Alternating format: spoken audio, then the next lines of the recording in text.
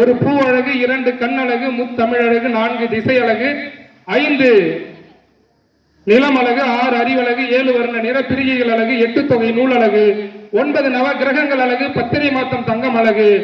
தமிழ்நாடு பெரம்பலூர் மாவட்டத்தை பெற்றதனால் பெரம்பலூர் மாவட்டம் அழகு. பெரம்பலூர் மாவட்டம் வீக்கலத்தூர் அரசு மேல்நிலை பள்ளியை பெற்றதனால் வீக்கலத்திற்கு அழகு என்று சொல்லலாம். இந்த உலகம் மிகப்பெரியது. 190க்கும் மேற்பட்ட நாடுகள் இருக்கிறது. அந்த 190க்கும் மேற்பட்ட நாடுகளிலே இந்தியா என்பதும் ஒரு நாடு. அதிலே நமது தமிழ்நாடு இருக்கிறது. நாடுகளிலே தன்னுடைய தாய்மொழியோடு இணைந்திருக்கக்கூடிய மிக பெருமை வாய்ந்த நாடு நம்மளுடைய தமிழ்நாடு. இப்ப லாஸ்டா பாத்தீங்கன்னா 2026 முடிவு வெளியே வந்தது. 958 பேர் இந்திய அளவில் தேர்வாகிறாங்க. அதுல தமிழ்நாட்டில இருந்து ஆல் இந்தியா இரண்டாவது இடம் பிடித்த ஒரு மாணவி இருந்தாங்க. யாரும் தெரியுங்களா? ராஜேஸ்வரி சுபி அவங்க பேரு. இப்ப தற்போது அவங்க திண்டுக்கல் சப் கலெக்டரா இருக்கிறாங்க. அவங்கள்ட்ட நீங்க எப்படிமா வெற்றி பெற்றீங்கன்னு கேட்டா, உங்கள்கிட்ட ஒரு விஷயத்துல ஜெயிச்சுட்டா நீங்க எப்படி சொல்லுவீங்க? நான் நல்லா படிச்சேன், எங்க ஆசிரியர் ஒரு மோட்டிவேட்டடா இருந்தாரு, எங்க உறவுக்காரவங்க இருந்தாங்க, இப்படின்னு நம்ம சொல்லுவோம். அவங்கள்ட்ட கேட்கும் பொழுது அவங்க 2 வார்த்தை தான் சொன்னாங்க. நல்லா கூர்ந்து கவனிச்சுக்கீங்க. என்னுடைய தாய் தந்தையினுடைய உழைப்பையும் வலியையும் அனுதினமும் கண்டேன். எப்படியாவது இந்த அதிகாரத்தை கைப்பற்ற வேண்டும் என்கிற உணர்வோடு படித்தேன், உழைத்தேன், வெற்றி பெற்றேன் என்கிற உணர்வை விதைத்தார்கள். எங்க இருக்காங்க? திண்டுக்கல் சப் கலெக்டரா இருக்கிறாங்க. இதுக்கு முன்னாடி நம்ம மாவட்டத்தில் சப் கலெக்டரா கோவில் ஒருத்தர் இருந்தார், டைரக்ட் ஐஏஎஸ், என்னுடைய நெருங்கிய நண்பர். தற்போது மயிலாடுதுறையில் இருக்கிறார். அவருடைய சிறப்பு என்னன்னு தெரியுமா? இங்க எனக்கு முன்பு வரவேற்புரை வழங்கிய ஆசிரியர் சொன்னார் அல்லவா, அண்மையில கூமுத்தூர் மேல்நிலை பள்ளிக்கு ஒரு நிகழ்ச்சிக்கு அவரோட என்னை அழைத்திருந்தாங்க, போயிருந்தோம். அவருக்கு 2 கண்ணுமே தெரியாது. ஐஏஎஸ் தேர்வுல டாப்பர்ஸ் வாங்க எல்லாரும் சொன்னாங்களாம், கண்ணு தெரியவனே படிச்சு வெற்றி பெற முடியல, கண்ணு தெரியாத நீ வெற்றி பெற போறாயா அப்படின்னு. வெற்றி பெற்ற பிறகு சில வேலைகளுக்காக, சில உதவிகளுக்காக, கோகுல் வணக்கம், டைம் இருக்குமா உங்களை பார்க்க வரணுங்க, இப்ப நீங்க சப் கலெக்டர் ஆயிட்டீங்க, ஒரு மாவட்டத்தினுடைய பொறுப்பு உங்கள்கிட்ட இருக்கு அப்படின்னு தேடி வருகின்ற பொழுது, வாங்க என்னைய காயப்படுத்தினாலும் பரவாயில்ல, என்னால் முடிந்த உதவியை நான் உங்களுக்கு செய்கிறேன் என்று அவர் கூறிய பொழுது அப்படி பேசிய வாய்கள் எல்லாம் வெட்கப்பட்டு விட்டன. என்ன செய்தி என்று கேட்டீர்களே, ஆனால் உங்களை துன்பம், வறுமை, பசி, பட்டணி, அவமானங்கள், அவமானத்தை உண்டியல் காசு போல சேகரித்து வையுங்கள், வெற்றி நிச்சயம் உங்களை தேடி வரும். சிறு உதாரணம் என்னவென்று தெரியுமா? ஆஸ்திரேலியாவில் நிக் ஜெசிக் அவருடைய பேரு. அவருக்கு 2 கையும் கிடையாது, 2 கால்களும் கிடையாது. அவர் எழுதிய புத்தகத்தின் பெயர் என்னவென்று தெரியுமா? 2 கையும் இல்லை, 2 கால்களும் இல்லை, அதனால் எனக்கு எந்த விதமான கவலையும் இல்லை. கவலையை நினைத்து கண்ணீர் சிந்துவதை விட லட்சியத்தை நினைத்து ரத்தம் சிந்துவதே மேல் என்று புரட்சியாளர் லெனின் கூறுவார். தோழர்களே, ஒரு மனிதன் இப்படி குறிப்பிடுகிறார், ஒருவரிடத்தில் நீ எப்படி அவங்க பேசணும்னு நினைக்கிறாயோ அப்படி நீ முதலில் அவரிடத்தில் பேசி பழகு என்று தந்தை பெரியார் கூறுவோம். கற்பி புரட்சி செய் ஒன்று சேர் என்று புரட்சியாளர் அம்பேத்கருடைய பதிவில் இருந்து தன்னுடைய வாழ்நாளில் ஒரு நாளைக்கு 18 மணி நேரம் படிச்சிருக்காரு. எத்தனை மணி நேரங்க? 18 மணி நேரம் படிச்சிருக்கிறாரு. இன்னைக்கும் லண்டன் மியூசியம் நூலகத்தில் அவருடைய புகைப்படம் மேலே மாட்டி இருக்கிறது. அவர் இன்னைக்கு தலைமை ஆசிரியராக நீங்கள் பார்த்துக் கொண்டிருக்கிறீர்கள். எனக்கு தெரிந்து நான் கல்லூரி பள்ளி படிப்பின் போதிலே 3-4 மணி நேரம் தான் தூக்கம். இவருடைய பேச்சு, இவருடைய ஆற்றல், இதுவெல்லாம் எங்கே இருந்து வந்தது? அவருடைய தாயிடத்திலிருந்து. இன்னமும் அந்த கிராமத்தில் இருக்கக்கூடிய மரம், செடி, கொடிகளை கேட்டால் இவருடைய வாசிப்பு சொல்லும். நான் கூட கூறுவேன், என்னோடு வந்த ஆய்வாளர் அண்ணன் சொன்னார், என்ன தம்பி வரும்போது 100 போன் வந்திருக்குமே அப்படின்னு சொல்லி. நான் கூட சில இடங்களுக்கு நகர்ந்து செல்லும் பொழுது யோசிப்பேன், படிப்புக்காக ஏதாவது ஒரு விடயம் என்றால் அதை உடனே செய்து விடுவார் உங்களுடைய தலைமை ஆசிரியர். மீண்டும் ஒரு முறை அவருக்கு நன்றி. அப்படியாக இந்த நிகழ்ச்சி எதற்காக? நீங்கள் வாசிக்கணும், இந்த மாதிரியான மோட்டிவேட்டடான விஷயங்களை நீங்க கேட்கணும். கேட்கறதோட மட்டும் இல்லாம செயல்படுத்தணும்.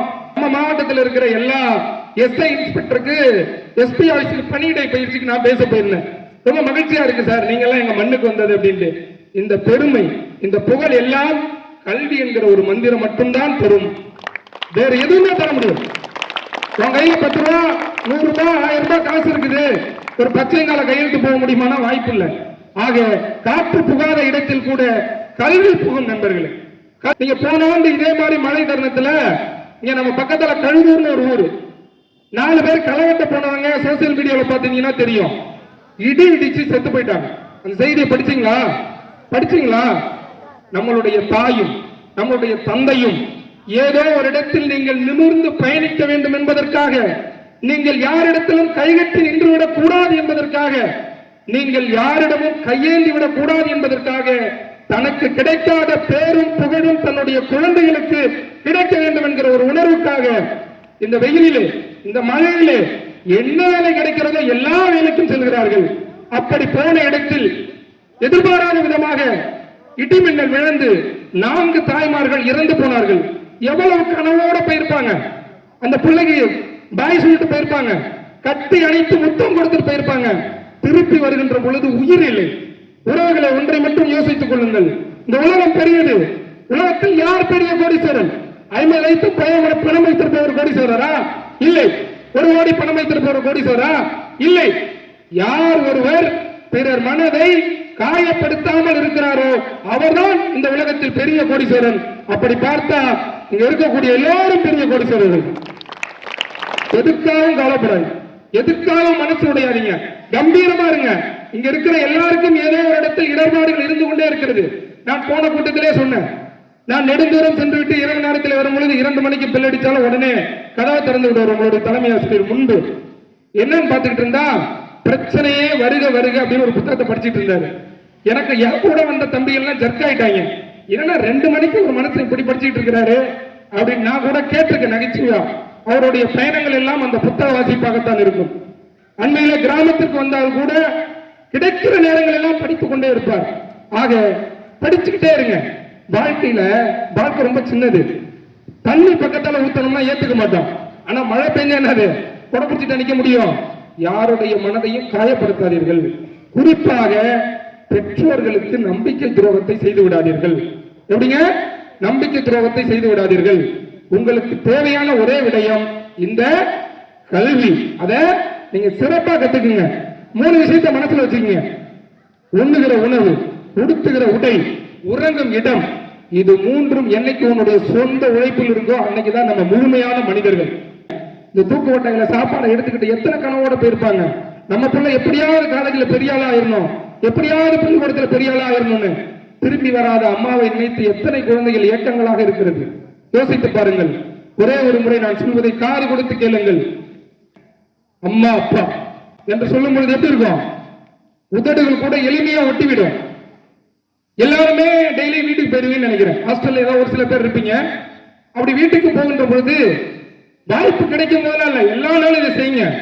உங்க அம்மா அப்பா விவசாய வேலை செய்யக்கூடியவங்களா இருக்கட்டும், களை எடுக்கிறவங்களா இருக்கட்டும், அல்லது தார் ஊத்துறவங்களா இருக்கட்டும், அல்லது அவங்க கணினி வேலை செய்யறவங்களா இருக்கட்டும், கவர்மெண்ட் உத்தியோகத்துல கூட இருக்கட்டும், போனதும் அம்மாவை உட்கார அவங்க மடியில ஒரு நிமிஷம் படுங்க.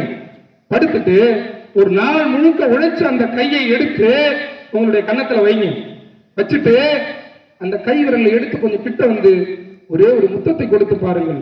ஒரு நாள் முழுக்க உழைத்து அந்த கையில காப்பு காய்ச்சிருக்கோம். இந்த சாஃப்டான உதட அந்த கையில படுகின்ற பொழுது ஒரு உறுத்தல் ஏற்படும்.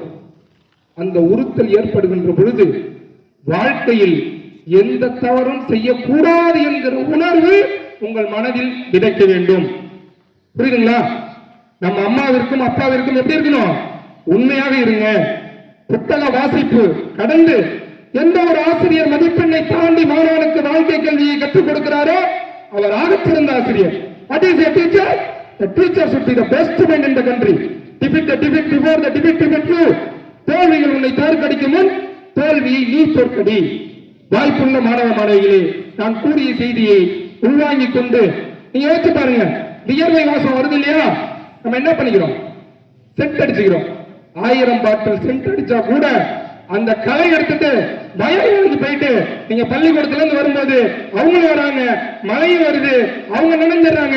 நீங்க நனைஞ்சிட்டு வரும் பொழுது அந்த முந்தானையை எடுத்து உங்க முகத்தை தொடச்சு விட்டு வரும்போது அந்த வாசத்துல வர வாசம் எத்தனை பாட்டில் சென்ட் அடிச்சாலும் கிடைக்கும். அப்பா உழைச்சிட்டு வரும் பொழுது அழுக்கு லிங்கியோட தன் மகனையோ அழைத்து வாமா அப்பா நான் இருக்கேன்னு சொல்லும் பொழுது அந்த வாசம் எவ்வளவு உலக உயர்ந்த செண்டு பாட்டிலையும் கிடைக்கும்.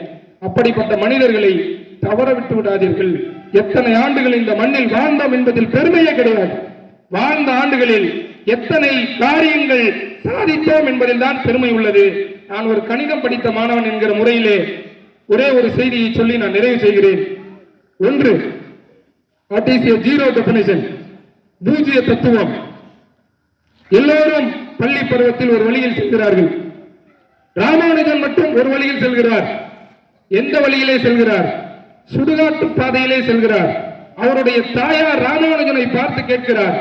என்ன கேட்கிறார்? தம்பி, எல்லோரும் ஒரு வழியிலே செல்கிறார், நீ மட்டும் ஏன் சுடுகாட்டு பாதையிலே செல்கிறாய் என்று சொல்லும் பொழுது பள்ளி பருவத்தில் ராமானுஜன் குறிப்பிடுகிறார். என்ன குறிப்பிடுகிறார்? அம்மா, பிறப்பு என்பது 4 எழுத்து, இறப்பு என்பது 4 எழுத்து, 4லிருந்து 4ஐ கழித்தால் கிடைப்பது 0. இவ்வளவுதாமா இந்த வாழ்க்கை. இதுக்கு நீ பெரிய ஆளு, நான் பெரிய ஆளு, இதெல்லாம் எதுக்குமா? இதைத்தாமா நான் ஆய்வு பண்ணிக்கிட்டு இருக்கேன் அப்படின்னு அம்மா கிட்ட தன்னுடைய கணித அறிவை புகட்டுகிறார். கரையான்கள் கூட்டையும், வானத்தில் பறக்கக்கூடிய பறவையின் கூட்டையும், சிலந்தியின் கூட்டையும், தேன் கூட்டையும் எவ்வளவு பெரிய கட்டிட நிபுணர்களாலும் இன்றளவும் கட்டி முடிக்க முடியவில்லை, கட்டவே முடியவில்லை. அப்படிப்பட்ட அந்த கூட்டுகளுக்கு அவ்வளவு வலிமை இருக்கிறது. அதைவிட வலிமை பெற்றவர்கள் நீங்கள் வாழ்க்கையில் வெற்றி பெற வேண்டும். என் அம்மா ஊட்டிய வெள்ளை ரத்தம் என்னுடைய உயிர் சத்தம், என் அம்மா உடுத்தி இருந்த கிழிந்த சேலை என் வாழ்க்கையில் ஒரு நினைவுச்சோலை, என் அம்மா கண்ட பட்டணி சாப்பாடு என் வாழ்க்கையின் மேம்பாடு, என் அம்மா உளறிய வாய்மொழி என்னுடைய தாய்மொழி, என் அம்மா காட்டிய தடமே இல்லாத ஒரு பாதை என் வாழ்க்கையில் ஒரு கீதை, என் அம்மா வடித்த கண்ணீர் துளிகள் நீங்கள் எல்லாம் பாராட்டக்கூடிய வெற்றி துளிகள் என்று சொல்லி உரைக்கு திரையிடுகிறேன். நன்றி, வணக்கம்.